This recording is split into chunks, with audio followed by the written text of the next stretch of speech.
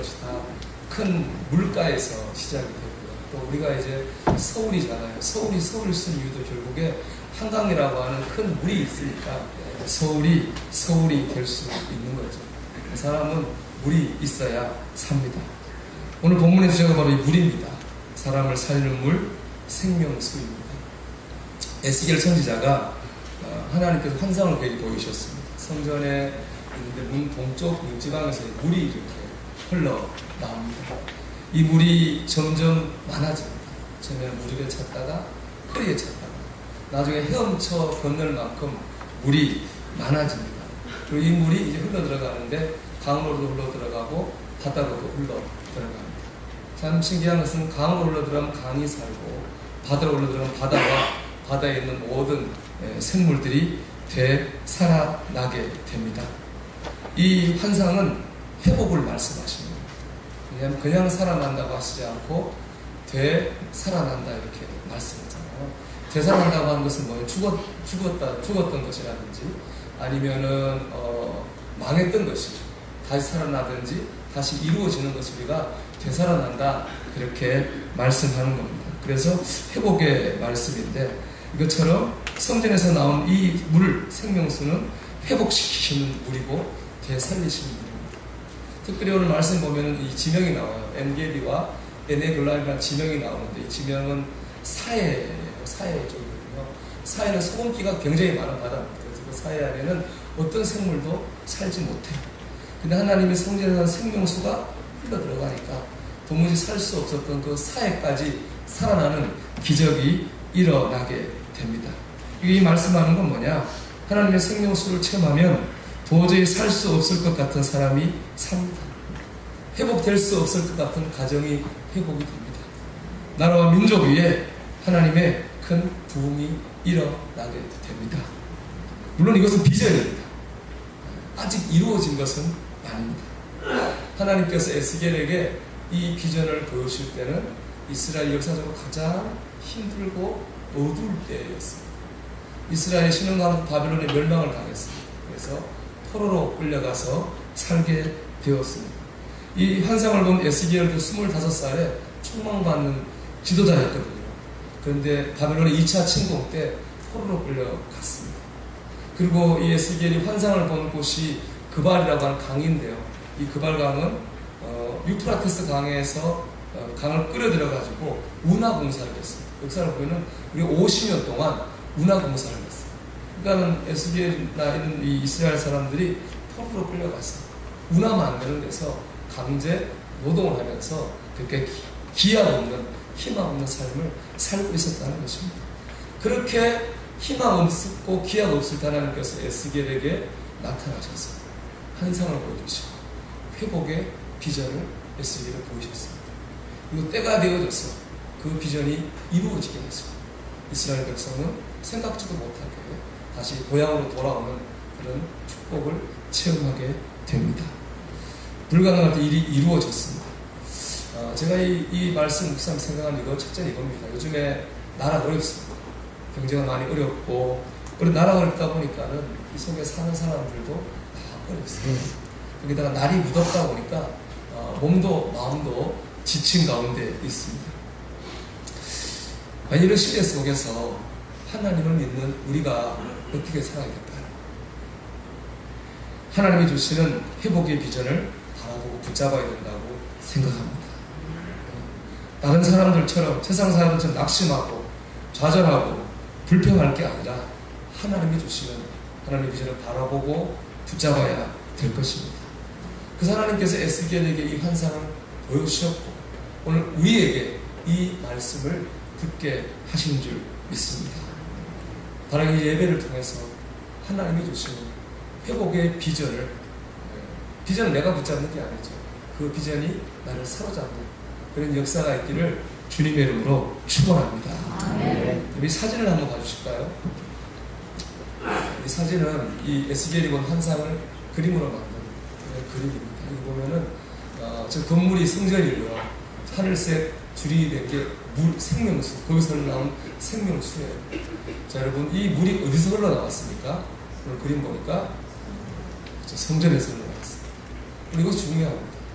오늘 설교의 제목이 회복이 시작되는 곳이라는 제목을 제가 정했는데요. 여러분, 생명수 흘러나오는 곳, 회복이 시작되는 곳이 어디인가요? 성전입니다. 이것을 분명히 알아야 됩니다. 내 삶이, 내 영혼이 살고 우리 가정이 살고 이 나라가 사는 회복이 시작되는 곳이 어디입니까? 바로 성전이라는 것입니다. 성전은 먼저 보면 당연히 교회죠. 또 좀 더 깊이 보면 성전은 우리 한 사람 한 사람 여기 있는 성도들입니다. 고린도서 3장 16절 이렇게 말씀합니다. 너희가 하나님의 성전인 것, 하나님의 성령이 너희 안에 계시는 것을 알지 못합니다. 우리가 하나님의 성전이라고 이렇게 말씀하고 있습니다. 그런데 보면 이 교회도 성전이고 나도 성전이거든요. 교회와 성전인 나의 공통점이 하나가 있습니다. 그게 뭘까요, 여러분? 하나님과의 관계입니다. 여러분, 교회가 교회인 이유는 뭐가 있겠습니까? 거기에 하나님이 계시기 때문입니다. 그래서 교회가 되는 겁니다. 그래서 이런 예배당도 교회고 상가도 교회고 천막도 교회입니다. 왜 그렇습니까? 거기에 하나님이 계시기 때문입니다. 성령을 성도라고 그래요. 우리가 왜 성도인가요, 여러분? 성도는 거룩하다 이런 뜻이거든요. 우리가 왜 성도예요? 세상 사람과 다른 게 하나도 없는데 다른 거 하나입니다. 우리 안에 하나님이 계시기 때문입니다. 결국에 성전이 의미하는 건 뭐냐? 하나님과의 관계입니다. 다르게 결국 결론적으로 우리의 삶이 회복이 시작되는 곳은 하나님과 나와의 관계입니다. 하나님과 나와의 관계가 회복될 때 우리의 삶이 회복되기 시작합니다. 여러분, 유명한 얘기죠. 미국의 조지 부시 대통령이 젊었을 때 굉장히 방탕한 삶을 살았습니다. 특별히 알코올 중독이 심했습니다. 그렇게 이제 방탕에 살고 있는데 미국의 위대한 전도자 빌리 그레이엄 목사님을 만났습니다. 빌리 그레이엄 목사님은 어릴 적부터 조지 부시의 집안과 아주 잘 알고 있었습니다. 그래서 조지 부시를 만나자마자 이런 얘기를 합니다. 조지, 하나님과 관계가 어떠냐? 하나님과 좋은 관계를 맺고 있느냐? 라고 질문합니다. 하나님 관계가 어떠냐? 이 빌리 그레이엄 목사님 말씀에 이 조지 부시가 가슴이 뜨끔합니다. 그러면서 신앙생활을 다시 열심을 냅니다. 그 결과 알코올 중독에서 빠져나왔고 미국의 대통령이 됐습니다. 그가 나중에 이렇게 고백합니다. 그의 도움과 교훈을 통해 나는 실제적인 믿음 생활을 시작했고 술도 끊었다. 스스로 절대 술을 끊지 못해서 포기하고 있었는데 1986년 40세 때 나는 마침내 술을 끊을 수 있는 힘을 발견했다. 이는 어릴 적에 느꼈던 사랑과 인생의 후반에 이르기까지 온전히 다 발견하지 못한 신앙에서 나온 것입니다. 하나님과의 관계가 회복되자 그의 삶이 회복되었습니다. 여러분이 똑같이 한번 질문해 볼까요? 여러분, 하나님과의 관계가 어떻습니까? 하나님과의 관계가 좋으십니다. 우리의 회복이 시작되는 것은 하나님과의 관계입니다. 욥기 22장 21절 이렇게 말씀합니다. 너는 하나님과 화목하라. 그래야면 내게 복이 임하리라. 욥기 22장 21절의 말씀입니다. 너는 하나님과 화목하라. 그래야면 복이 내게 임하리라. 여러분, 하나님과 관계가 회복되기를 축복합니다. 그럴 때 우리가 이 회복의 비전을 발견할 수 있습니다. 할렐루야. 할렐루야. 하나님과 관계 회복되기를 축복합니다. 그러면 어떻게 하나님과 관계 회복될 수 있을까요? 여러 가지 제가 생각을 해봤는데요. 쉽게 생각하면 먼저 회개가 있겠습니다. 하나님과 우리를 가로막는 제일 큰 장애물은 죄거든요. 이 죄가 없어질 때 관계가 회복되니까 회개할 수 있을 거예요. 또 두 번째는 신앙적인 열심일 수가 있습니다. 뿌린 대로 거둔다고 했잖아요. 우리가 열심히 믿어야지 은혜도 체험하고 축복도 체험하니까 신앙적 열심도 있을 거예요. 그런데 이 시간에 그 모든 걸 다 넘어서 한 가지를 여러분에게 고면하고 싶습니다. 그건 뭐냐? 이 한 가지를 꼭 붙들었으면 좋겠어요. 하나님이 나를 사랑하신다는 사실을 믿는 것입니다. 아멘. 하나님이 나를 사랑하신다는 사실을 붙잡는 것입니다. 하나님이 나를 사랑하신다는 사실을 믿을 때 우리에게 하나님과의 관계가 회복되기 시작합니다. 지난 수요 예배 때 아가서를 성경 통독을 하는데 아가서를 통독했습니다. 아가서는 아름다운 노래라는 뜻이거든요. 그래서 노래 중에 노래라는 뜻인데 이스라엘 역사상 제일 지혜롭고 제일 돈이 많고 제일 힘이 셌던 솔로몬 왕과 술람이라고 하는 여인이 서로 사랑을 하는데 그 사랑하는 걸 주제로 일종의 오페라를 만들었어요. 그게 아가서예요. 물론 영적으로는 솔로몬 왕은 하나님이고 그 여인은 우리겠죠. 그걸 이제 만들었는데 배경은 이렇습니다. 하루 솔로몬 왕이 사냥을 갔어요. 가다가 포도원을 지나가게 됩니다. 포도원에 보니까 한 여인이 있습니다. 근데 여인을 보자마자 첫눈에 홀딱 반하게 됩니다. 사랑에 빠지게 됩니다. 그래서 그 사랑에서 헤어나오지를 못해요. 바로 그 사랑의 관계가 바로 이 아가서인데, 근데 그 여인을 내적으로 볼 때는 솔로몬이 푹 빠질 만큼 그렇게 그럴 만한 여인이 못 됩니다. 성경 말씀 그 여인은 굉장히 피부가 안 좋았어요. 일을 밖에서 많이 해서 그런지 피부가 검고 곱지 못했어요. 외모가 이쁘지 않았다는 얘기고요. 가정 조건도 좋지 않았습니다. 집에서 천대를 받아가지고, 원래 포도원 일은 남자들이 하는 거거든요. 집에 천대를 받아가지고 남자라는 포도원 일을 이 여인이 할 수밖에 없었던 그런 상황이었습니다. 그러니까 얘 아무리 봐도 솔로몬 왕이 사랑하는 여인이 아니에요. 근데 사랑하잖아요. 옆에서 가만히 있겠습니까? 다른 사람들이 얘기를 합니다. 예루살렘 여자들이 이렇게 얘기해요. 왜 솔로몬 왕이 저런 여자를 좋아하는지 모르겠다. 그리고 자기들끼리 얘기하면 되는데 여자한테 와서 왜 왕이 너 같은 여자를 좋아하냐, 이해가 안 된다. 그렇게 얘기를 합니다. 그런 얘기에 대해서 이 술람미 여인이 이렇게 대답을 합니다. 아가서 1장 5절 한번 같이 봤으면 좋겠는데요. 같이 읽어봅시다. 예루살렘의 아가씨들아, 내가 비록 금땀하는 계달의 장막처럼 솔로몬의 휘장처럼 귀엽다고도 하더라. 아멘. 무슨 얘기예요?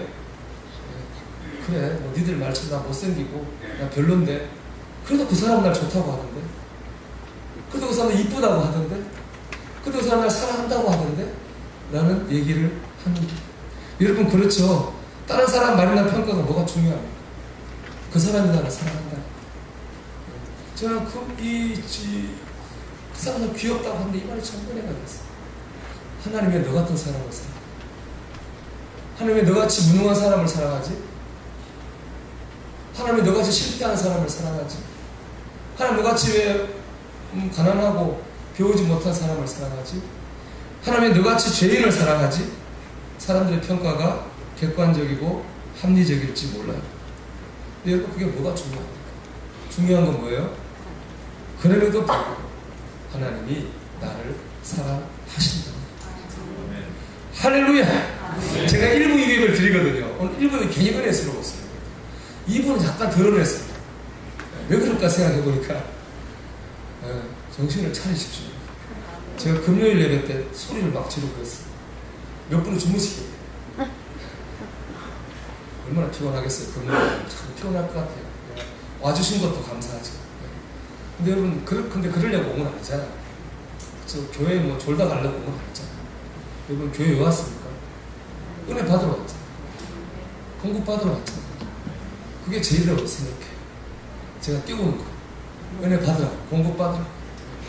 그런 생각도 해봤어요. 그날 금요일 마침 미안하다고 교회들은 사실은 내가 표현 너무 했나 생각이 들다가도 내가 젊어서 그러지 나이 먹으면 못 끼울 거야 아마 그런 생각도 들더라고요. 아직은 제가 힘 닿을 때까지 끼우려고 합니다. 여러분, 힘 닿을 때까지 하겠습니다. 이게 여러분한테 제 열정이고 사랑입니다. 사랑입니다. 하나님 여러분 사랑하십니다. 하나님 사랑. 내 있는 모양 그대로, 내 제대로 모습 그대로, 내 연약한 모습 그대로, 내 부족한 모습 그대로 남이 뭐라고 해도 하나님이 나를 사랑하십니다. 이걸 신학적인 용어로 하나님의 주권적 선택이다. 하나님 마음이라는 구약에 유명한 주제가 있습니다.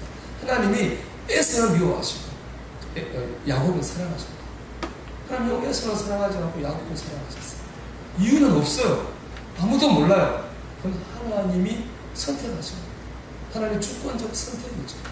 그 선택을 받는 사람에게는 사랑입니다. 하나님이 우리를 사랑하십니다. 이 사랑을 믿을 때 회복이 시작이 됩니다. 이 사랑을 믿을 때 감사의 삶이 시작됩니다. 이 사랑의 강도를 생각하면요, 그 감사는 더 커질 수밖에 없습니다. 아가서는 말씀드려서 오페라거든요. 아가서 읽어보면 남자가 혼자 노래 부를 때도 있고 여자가 혼자 노래 부를 때도 있고 뒤에 코러스가 노래를 막 부를 때도 있어요. 근데 유일하게 이 남자 동시에 부른 노래가 있어요. 8장 6절과 7절인데요. 같이 읽어보겠습니다. 도장 새기듯 님의 마음에 나를 새기세요. 도장 새기듯 님의 팔에 나를 새기세요. 사랑은 죽음처럼 강한 것, 사랑의 희생은 저승처럼 잔혹한 것, 사랑은 타오르는 불길, 아무도 못 끄는 거센 불길입니다. 아멘. 여기까지. 남자자 부르는 거예요. 사랑의 불길은 뭐예요? 너무 뜨거워서 바다도 못 끄고 강도 못 끄고. 여러분, 하나님을 향한 우리의 사랑은 이렇게 강하다는 겁니다. 물하고 불은 상극이죠. 물하고 불이 붙으면 누가 이겨요?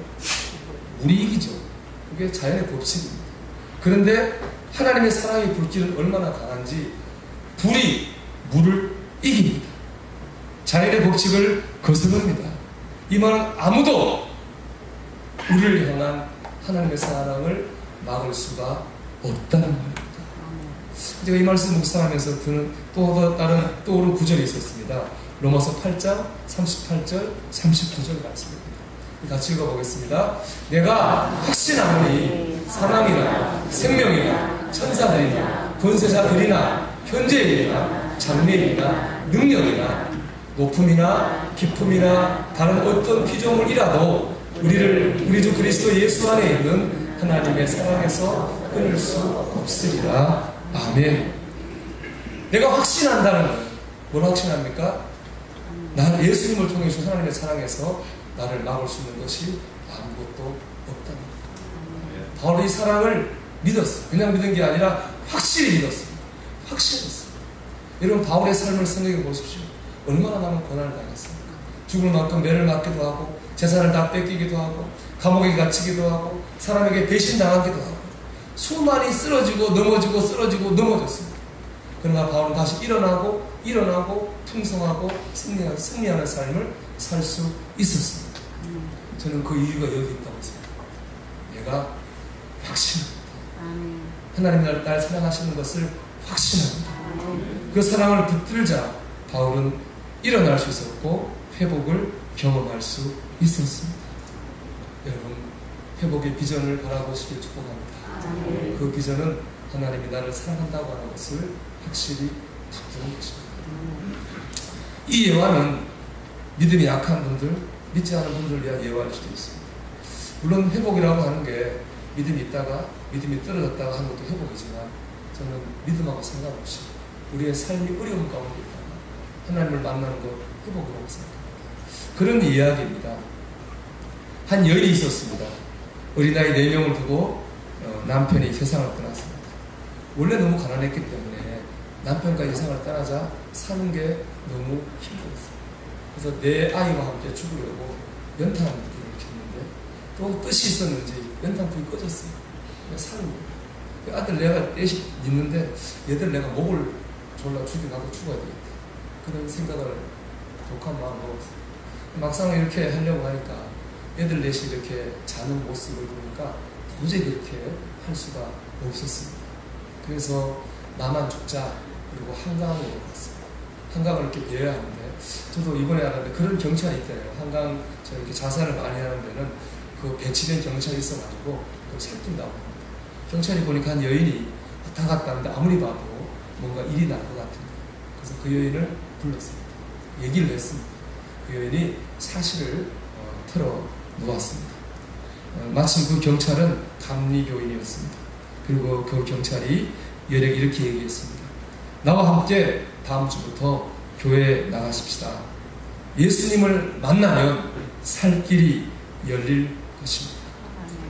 살 길이 열린다는 그 말이 너무 좋았어요. 그래서 여인이 그 경찰을 따라서 그 주일부터 교회에 나가서 예수님을 믿기 시작했습니다. 교회 다니면서 이런 생각이 들었습니다. 세상에는 믿을 사람이 하나도 없어도 예수님만은 믿을 수 있는 분 같아. 그런 느낌이 들었습니다. 그 여인에게 믿음이 들어가는 순간이었죠. 내 자녀를 예수님께 맡기고 싶었어요. 나는 비록 이렇게 살지만 우리 아이들은 잘 돼야지. 그런 마음이 있었던 거예요. 그래서 이제 파출부로 다시 인생을 시작하게 됐는데, 파출부로 간 가정의 그 주인에게 10만 원을 가불해달라고 부탁을 했어요. 그래서 그 10만 원을 봉투에 넣고 내 아이의 이름을 적고 그 아이를 위한 기도의 제목을 빽빽하게 적었어요. 하나님께서 자신의 자녀들을 지켜주시기를 기도했습니다. 시간이 지났고 4명 모두 훌륭한 자녀가 되었습니다. 한 명은 비행기 조종사가 됐고, 한 명은 교수가 됐고, 한 명은 사업가가 됐고, 한 명은 목사가 되었습니다. 예수를 만나 살 길이 열렸고 축복받은 인생이 되었습니다. 사랑하는 여러분, 하나님의 사랑을 믿으십시오. 예수님을 만나면 살 길이 열릴 것입니다. 이 회복의 비전에 여러분이 사로잡히기를 바랍니다. 그럴 때 나도 살고 다른 사람도 살리는 비전의 사람이 될 수 있을 것입니다. 이 회복의 비전에 사로잡히는 믿음의 식구들이 다 되기를 주님의 이름으로. 우리 시간 찬양을 하나 하거나 이 말씀을 준비하면서 계속 하나님께서 주시는 마음의 감동이 있는 찬양이 하나 있었습니다. 부흥 2000이라고 하는 오소서 진리의 성경.